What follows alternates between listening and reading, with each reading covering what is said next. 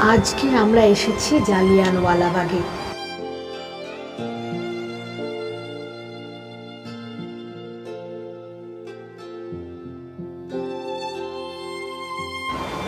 আর এই যে সংকীর্ণ রাস্তাটা দেখতে পাচ্ছ, এটাই ছিল উদ্যানে প্রবেশের আর প্রস্থানের একমাত্র পথ।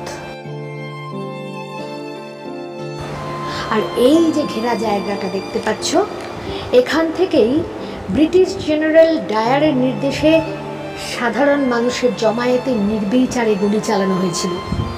সেদিনটা ছিল 1919 সালের 13ই এপ্রিল। আর এটি যারা সেই দিন শহীদ হয়েছিলেন তাদের স্মৃতিতে বানানো স্মৃতিস্তম্ভ। জালিয়ানওয়ালাবাগের এই উদ্যানটির চারপাশে উঁচু পাঁচিল দিয়ে ঘেরা ছিল।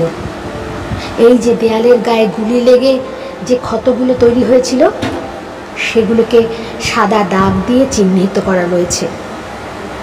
আর এই সেই অভিশপ্ত কুয়ো। প্রাণে বাঁচতে বহু মানুষ কুয়োয় লাফ দিয়েছিল, কিন্তু তাদের সলিল সমাধি হয়েছিল। এটা হলো একটা গ্যালারি।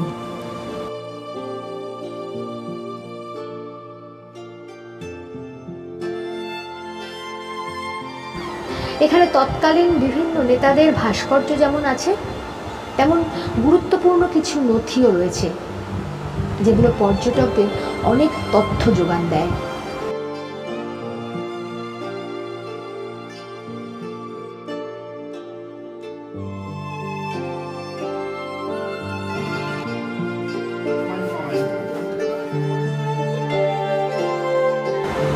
এই উদ্যানটাকে বর্তমানে খুব সুন্দর করে সাজিয়ে রাখা হয়েছে। প্রতিদিন বহু পর্যটক এখানে আসেন।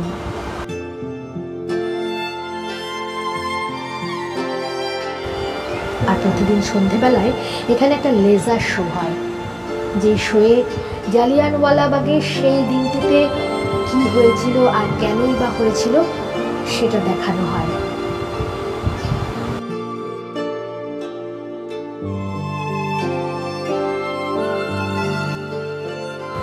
আর এই শো দেখার পর সেদিনের হতভাগ্য মানুষগুলোর কথা ভেবে মনটা বেশ ভারাক্রান্ত হয়ে উঠল।